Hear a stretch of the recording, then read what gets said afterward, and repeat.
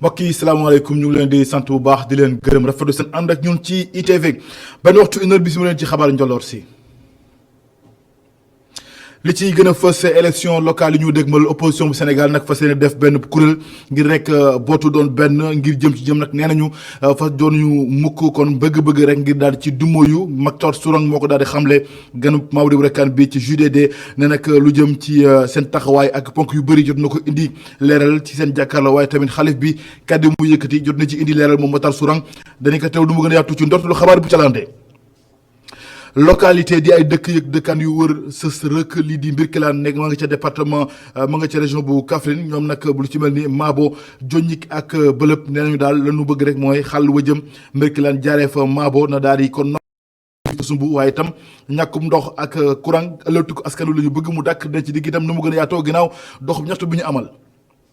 ci bitim réew lu toll nag ci fanweer ak ñett nit ñoo ñàkk seen bakkan niki tey ji bokk na ci juróom-ñett tuut tànk yoo xam ne nekk nag bilan bu tar bu métti di bésu tey ji lu ci mënti am nag li ñu ne nekk li nga xamante ne moom mooy xeex bi nga xam ne kon jol na diggante Israël ak Palestine ginnaaw bu mu jollee altine ba léegi nii bilan bi kon mësta am ci bés bu nekk ci foofee ca dëkk ba dina ci dikk itam nu mu gën a yaatoo ci xabaaru bitim réew yi mbokki loolu moo gën a fës ci xët bu xabaar yi nees kis bu ca la ànd ñu ci faram fàccee.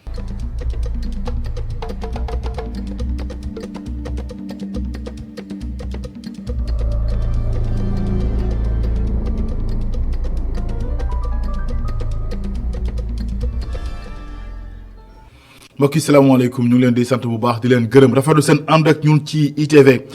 xabaar yi des ko door ak jeudi dimanche tey amoon gan kii di Mactar Sourang moom moo nekk coordonnateur front de résistance nationale jot nag addu ci ponk yu bëri ñeel wàllu politique ak seen doxalin rawatina ci élection locale yu ñu dégmal ñoom nag nee nañ kon xel xalaatul mukk daal di ko dimooyu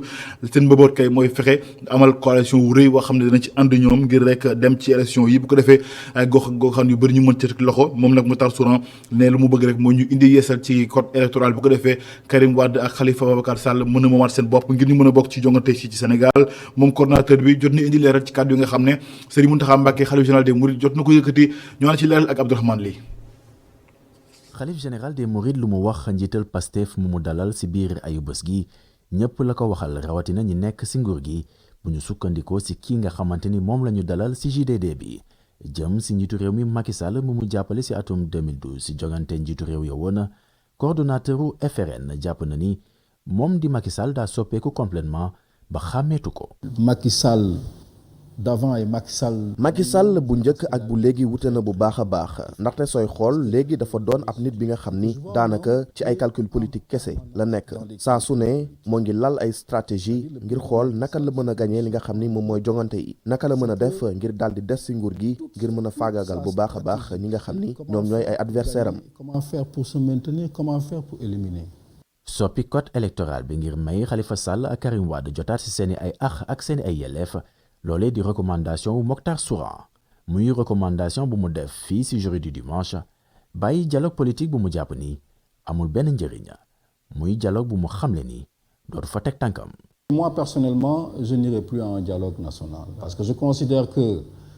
li ma wóor mooy que ni man dootuma bokkati benn yoon ci dialogue national bi ndaxte jàpp naa ni mbëbëtu nguur gi dafa leeroon bu yàgg ñoom dañoo organiser li nga xam ne moom mooy dialogue bi ngir su ko defee dogal yi nga xam ni préparé nañu ko ñu mën a wax ni ci dialogue bi la daal di tukkee wante dama bëgg rek nga may ma daal di delloo njukkal bu baax a baax ki nga xam ni moom mooy président Famara Ibrahima Sagna moom daal dina may wax ni Mactar ak at yi ma toll du ma nangu benn yoon ñu may defloo yenn yi nga xam ni jaaduwul am na ay jamono sax bëggoon nañu mu daal di dajale li nga xam ni moom mooy commission yi ngir su ko defee ñu mën a wax ni am na ay déggoo moom nag dafa bañoon ba tëdd si suuf ndaxte jàppoon na ni loolu lee méngoowul ak dëgg daal dina may wax ni itam que ni moom dafa bañoon a réunir li nga xam ni moom mooy commission yi ndaxte jàpp na ni dañ leen war a yeesal soo gisee lu tax dialogue national bi mu am ay jafe-jafe dafa am yu bëri yi nga xam ni jaaruwul si yoon yuñ ko bëggoon defloo mu bañ. Après ils l'ont fait, il y a eu des problèmes comme ça, il y a des choses qui refusent. kujje gaa ngi liggéey ngir benn coalition bu mag ngir élection gox yeeg gox-goxaan yu ñu fas yéene amal si ñaar fukki fan ak ñett si weeru janvier atum 2022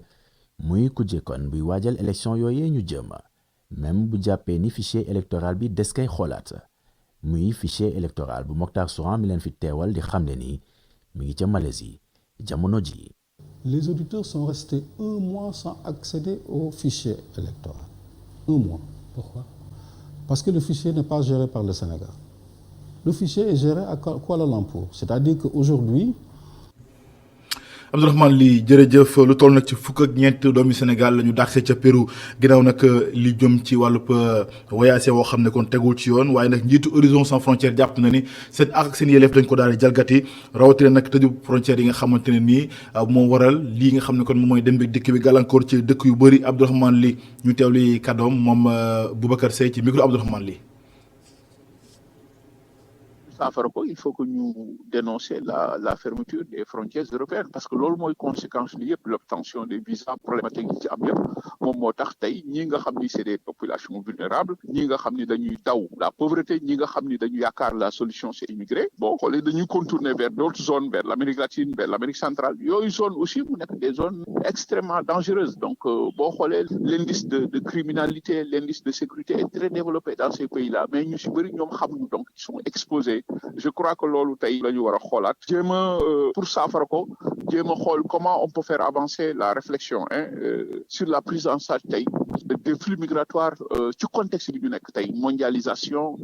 contexte mobilité croissante donc tey foofu la ñu war a teg débat bi ba yu mel ni ñu indi ci ay saafara il faut que ñu xeex tey contre ñun li ñuy tuddee le paradoxe libéral moom mooy lépp loo xam ne dañu xalaat ni économiquement baax na rek alors ñu ne c'est politiquement dangereux pour des raisons sécuritaires loolu la Europe di def tey je crois que la question de mobilité elle est soumise à des restrictions pour des raisons sécuritaires loolu yëpp tey il faut que ñu xeex ko pour mu mën a deñ tey il faut que ñu xoolaat des lois beaucoup plus universelles qui protègent les plus faibles et les vulnérables yi nga xam ne yu mel ni tey jii dina mën a wàññeeku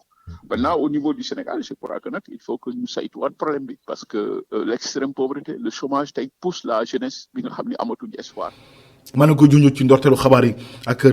dëkkaan yi sës rëkk ci Mbirkilaan bokk na ci Ségreka Junjik Mabo ak Bëlëb doon wàcc ci mbedd bi yëngu-yëngal nee nañu nag lanu bëgg mooy xàll wa jëm Mbirkilaan jaar fa Mabo na daal di noppi ginnaaw liggéey ci sumb waaye tamit ñàkku ndox ak ñàkku courant loolee di ay jafe-jafe yoo xam ne askan wi ñu koy jànkonteel saafara lañ ci sàkku ba tax ñu wàcc mbedd bi Adama Sarr Astou Mbaye ciy leeral.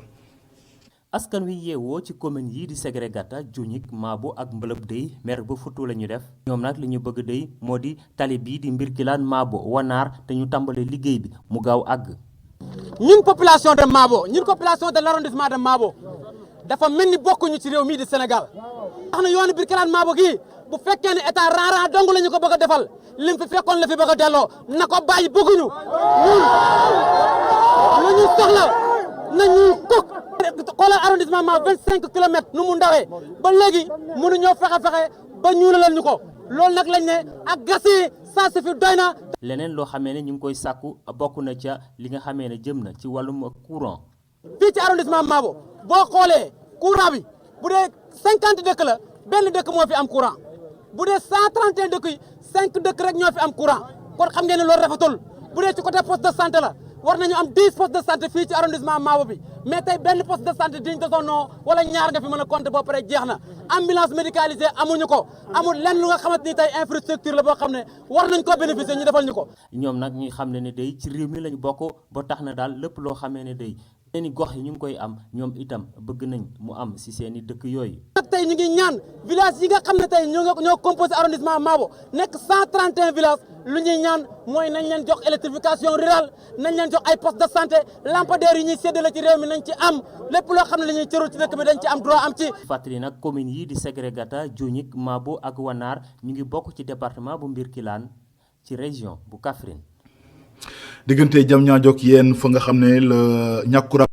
Tivaouane Peulh nekk ñoom nag Nduxura Peulh ngeen baal ma moom nag nekk na mbir moo xamante ne ni ginnaaw jafe-jafe yi jànkonteel nee nañu kon ginnaaw lu ñu redaté capitale bu Sénégal di Ndakaaru rawatina kon Tëngéej léegi nag Nduxura Peulh di nga ko taf ci commune bu Diamniadio jàpp nañu kon ginnaaw lii joyanti gi am lu bëri nag seen jafe-jafe dina tàggalikoo ak ñoom bu ñu sukkandikoo seen kàddu reportage Babacar Seck. joyanti bi ñu fas yéene def jël goxu Nduxura Peulh boole ko ci commune bu Diamniadio nekk na mbégte ci askan ba fay yeewoo jàpp ni seen gox gën a mën a soxaliku ginnaaw jeexi jaax yi amoon ci Nduxura fan la bokk. boo gisee tey nekk ci région de Cap-Vert ngay naan ci teen baa ngi nii ci lañuy naan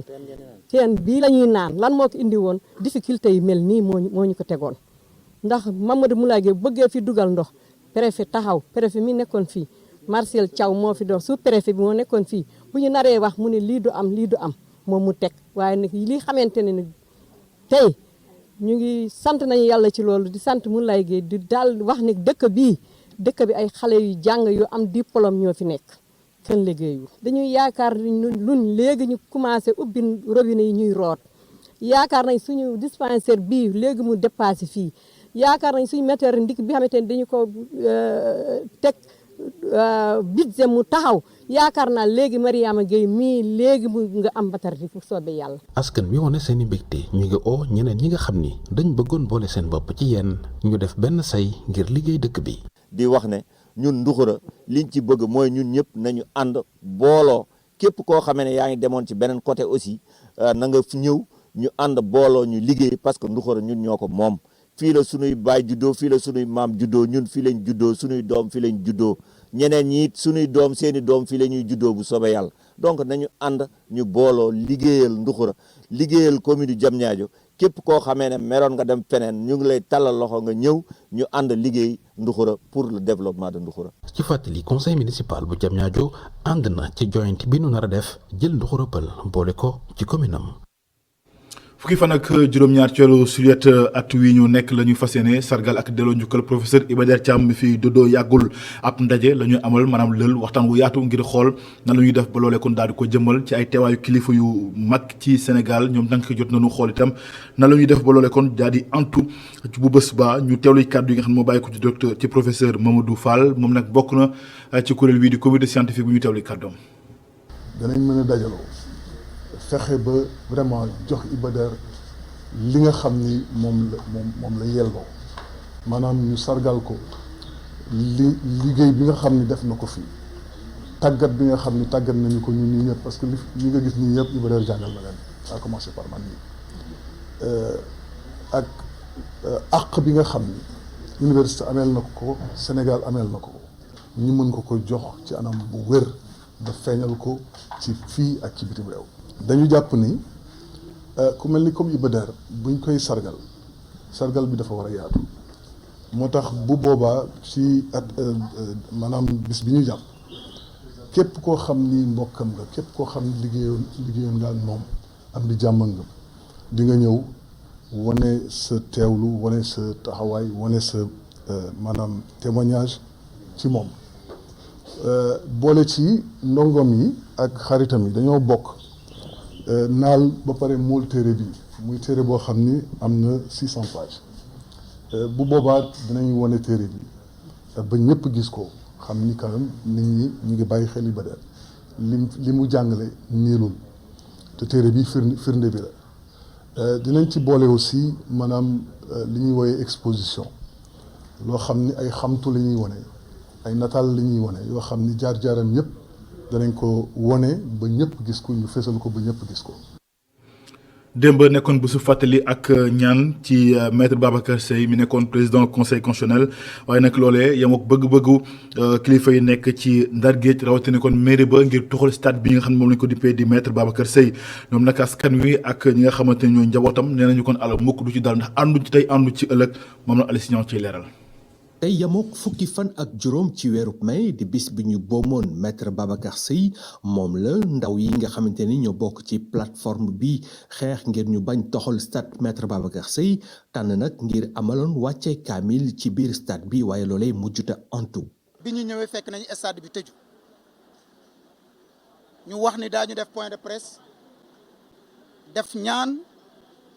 bu ñu paree lépp lu ñuy def ñu continuer ko def ak kaamil boobu ñu bëggoon def. ñuy fàttali symbole boobu ci biir combat bi daf ci taxaw stade maître Babacar Seye infrastructure sportive bi lañ wax bu ko kenn délocaliser buñ ko yóbbu fenn buñ ko transformer def ko leneen. initiative boobee nga xamante ni ndaw yi amoon nañ ko famille yupp dem si yàlla maître Babacar Seye ànduñu ci. ñi fi nekk di mbubboo maître Babacar Seye ni dañuy xeex te xam ne ni que ñoom mbubboo ni tur bi rek am na leneen lu ñuy wut si biir. te nga xamee ñun xeex boobu du suñu xeex ñun famille bi ñu ne kon ñun d'accord nañu pour turu maître Babacar Seye suñ ko toxalee si stade bii mu nekk nii yóbbu ko si beneen stade bu bees tàq li nga xamee ni flambant neuf lay doon aux normes internationales aux normes FIFA ñun famille bi dañuy tàcc ndaxte xeex boobu kat ñun moo ñu yitteel mooy turu Babacar Seye képp kuy def commentaire télé wala rajo nga ni Sénégal mi ngi football ak mi ngi jongante ak équipe bu Argentine équipe bu France équipe bu Cameroun équipe bu Nigéria ñu fan la koy defee ñu ni Ndar fan la koy defee si Ndar stade Me Babacar Sèye mooy stade nga xam ne au nom FIFA ñun kooku duñu am lu ñu di si kontaan te duñ si jàppale nag monsieur le maire di ko jàppale si intention boobu parce que tout simplement gis nañu ni que xeex boobu muy xeex ñun gis nañ sa suñu bopp. keneen ki ñëw nag nii da ngay mbubboo famille bi nag nii da ngay xeex pour que stade bi ñu mën ko délocaliser bay woote naa da ngay woote kaamil tuddee ko Me Babacar Sèye te bu ngay woote kaamil bi kat jokkaloo ak asunu Me Babacar Sèye. ci kàddu yi nga xamante ni waa mairie bi yëkkati nañ ko xamle nañ ni li tax ñu bëgg toxal stade bi dafa méngoo ak xalaat yu nga xamante ni techniciens yi am nañ ko. reconstruction maanaam tabaxaat stade Babacar Sèye la ñu waxaatoon donc waaye 11 milliards yooyu ñoo ngi koy tabaxee stade Babacar Sèye ba léegi jóguñu si dañu ni site bi fi ñu koy def moom mu ko mënul def waaye 11 milliards yooyu dañu ko tabaxee stade dañu ko reconstruire daañu tabaxaat stade Babacar Sèye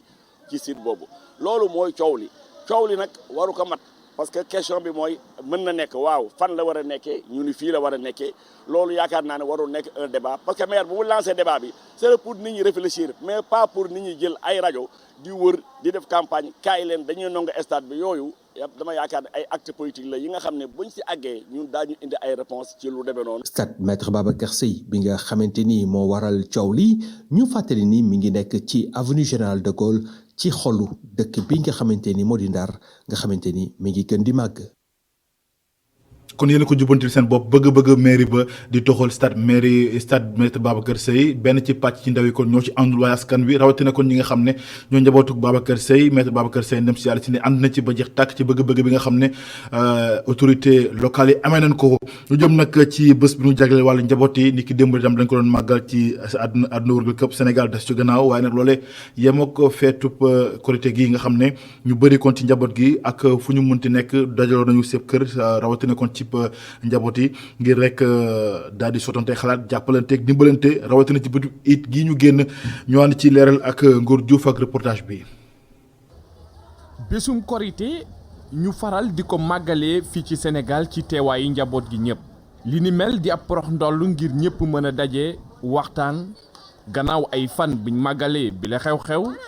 yenn ci ay njaboot mbégte meg xumbute ñu koy dund.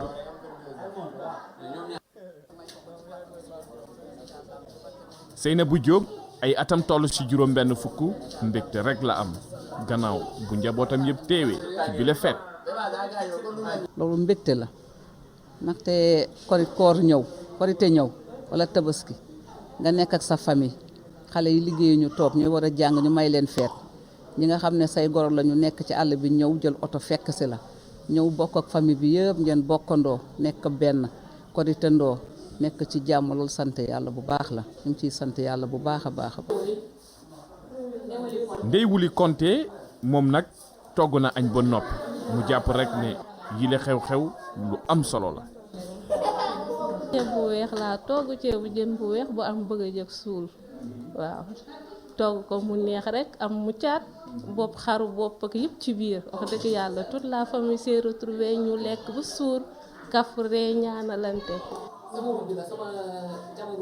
mu bokk ak waañ bi Mariatou Ciss moom nag muy waajal reer bi. maa ngi nii di préparer reer defal suñu benn monsieur bu ndaw rek waaw. defal suñu ñaari xar rek daal di koy def si cin li muusal dagg suñuy pomme de terre ak suñuy soble maa ngi nii defar bopp bi pour teg suppu à part. li ni mel war nañ si gën a porox ndoll ngir ñëpp mën a gën a waxtaan buñ sukkandikoo si Khady Diop di ab sage-femme. comme retrouvailles la ñu wax ça fait l'occasion ñu retrouver wu parce que ñun ñëpp nekk sur place ñii ñu ngi fii comme sunu mag bi moom mu ngi fi mais ñu nekk ñu fi man maa ngi génn neew Fatick laay liggéeyee su ma amee fête rek lay ñëw passé ko en famille ànd ak samay doom ñëw fekk samay mag ci kër gi ñu fekk nekk sunu jàmm. góor ñi kenn demul ñu des ñoom ñëpp ci benn néeg di seetaan match. xam nga nit ku nekk fa ngay amee jàmm rek foofu ngay toog te Médina ñëpp xamee nañ ne famille la ñuy dundee donc ak événement bi ñun toujours dañuy daje waxtaan jàppise def ku nekk noppalu parce que ku nekk da ngay liggéey te fête la ñu mën a am pour noppalu pour nekk en famille jàppalante waxtaan. dajale njaboot gi ñëpp fii ci Dakar mu doon lu yomb yile fête di ab porox ndoll ngir ñëpp mën a daje ñëpp mën a waxtaan laata ñuy reprendre seeni service. Ngor Diouf jërëjëf taximan yi seetlu gi nag mooy ñoom fu leen neex ñu taxaw la ko waral nag mooy dañuy fay ñu dippee droit de stationnement loolu nag askanu Sénégal jàpp nañu nag du yoon wala da warul tax ba ñoom fu leen neex ñu taxaw ndax nag léeg-léeg ay jafe-jafe yu yaatu lañ ci daal di jànkonteel ñoom nag nee nañ kon foofu seen comportement boobee mu dàkk ñoom taximan yi reportage Fane Mbaye Diaw. fii ci Dakar nag mu jafe loolu nga gis taximan boo xamante ni day taxaw fi mu war a taxaw jël client yi ñoom fu nekk la ñuy taxaw loolu nag ñoom ñu ngi xam ne du ci ñoom. lenn rek moo ko waral mooy amuñu fu ñu taxaw te sax ñoom dañuy fay droit de stationnement. problème bi mooy ñun dañu amul fu ñuy droit maanaam fi ñu war a taxaw jaaykat yi ñu ngi fay ñi teg seen taabal te ñun dañuy fay droit léegi client bi boo fayee droit client bi arrêté la jëlu la ko amuloo foo droit te léegi le problème boobu la nañ ko xool quoi waxuñ na nag ñuy jëlee fa jaaykat yi parce que dañuy jaay. mais comme que ñun dañuy fay droit te client bi ci lañ mën a moom nga mën a jël régler sa problème sa soxla daal. wax jooju nag kii di dawalkatu moto moom bëgg koo dégg moom nee na fay droit de stationnement mayu leen fu nekk ñu fay taxaw di fa jëli client. dañuy jékki-jékki rek suñu gisee client même suñu doon daw 50 à l'heure wala 80 à l'heure bëgg nañoo taxaw coûte que coûte dans les 5 mètres te loolu noonu mënoo taxaw bu normal. te loolu dóoru su nekkee si ginnaaw mun na cee choqué mun na ñëw rek mbëkk la oto waxi nopp nit ki mun nga bañ a fay sax droit de stationnement fekk yow nga stationné stationnement bu baax mu leer na ni fii nii tey soo doo gàllankoor kenn mais tamit fay droit de stationnement taxul ni da ngay ñëw gaare ba baaree tali bi loolu tamit amul quoi. waa ji di naqarlu ni nga xamante nii tamit noonu la taximan yi def waaye moom nee na client yi am nañ ci part de responsabilité ndax fu ne la ñuy taxaw di arrêté taxi yi. day taxaw foo xam ne foofu la nit ñi war a taxaw jël taxi arrêt yi ñu ngi fi taxi boo koy jël tey boo arrêté woon taximan fii mu taxaw xalaatul ne oto mi ngi génn xalaatul dara boo ko arrêté woon fii léegi day taxaw fii kon ça veut dire que taximan yi ñoom moomuñu dëkk bi dañuy ñaan yàlla ka ñun ñu nekk ak ñoom ci jàmm ñoom ñu nekk ak ñun ci jàmm. chauffeur yi nag fu nekk la ñuy taxaw ci Ndakaaru rawatina ñi nga xamante nii moo di taximan yi ñoom fu ne la ñuy taxaw di jël ay client loolu nag ñii di dugg ci oto yi di ko naqarlu ndax nee nañ bokk na ci li nga xamante nii mooy yokk circulation bi.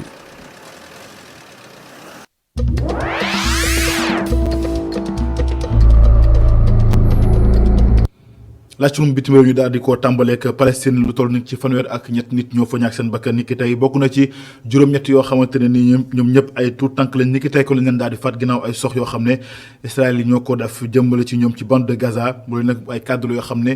ministre bu ñu dénk wàllu wér-gu-yaram ci pàcc mi kon moo ko daal di fësal ci dëkk ba waaye nag nee nañ kon loolee bokk na ci bilan bi nga xam ne moo gën a diis ci bés tey bii ginnaaw nag bu ñu tàmbalee jàppante yi diggante ñaari dëkk yi waaye nag dafa fàttali lu toll nag ci téeméer ak juróom-ñett fukk ak benn nit ñoom ñoo jaatoo ñàkk seen bakkan ci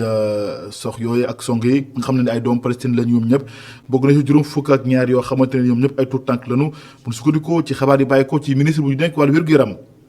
ca Congo foofu tamit li nga xam ne moom mooy gouvernement bu yees lañ fa daal di samp gouvernement boo xamante ne nag ki nga xamante ne nii bokk na ci yoon lu toll ci fanweer ak juróom-benn membre ñoo ci nekk ak ñeenti ñoo xamante ne nii ay ministre d'état lañu ak juróom-ñett yoo xamante ñoom ñëpp ay soxna lañu kon bokk ci gouvernement bu yees foofu ca Congo dafa fàttali nag ci gouvernement bu yees bi am na nag fukk ak benn yoo xamante ne nii dañoo dugg yees ci gouvernement bi bokk na ci nag doom njiitu réew ma di Denis Christel Sassou Nguesso naka noonu tamit juróom-ñaar yoo xamante ne nag ñoom dañoo bokkoon ci gouvernement bu yees bi ci gouvernement bi weesu ñoom dañoo jot a génn ci gouvernement bu yees bi maanaam kon dañ leen daal di jéggal leen ndax bokkuñu ci gouvernement bu yees bi loolu kon mbokk yi moo laf laaju xabaaru bitim réew yi. gërëm leen bu baax a baax mbokk yi ci ànd beeg ñun ci ITV loolu la fa laatu xabaar yi gërëm ñëpp ñu ci jàpp ba lépp yemb rédaction bi jox leen dig daje xabaaru maan xebu caalante feeg boobu ngeen wóy di ñu topp ci ITV ndax mbir ngi ci ñoom ak jàmm jërë ngeen jëf.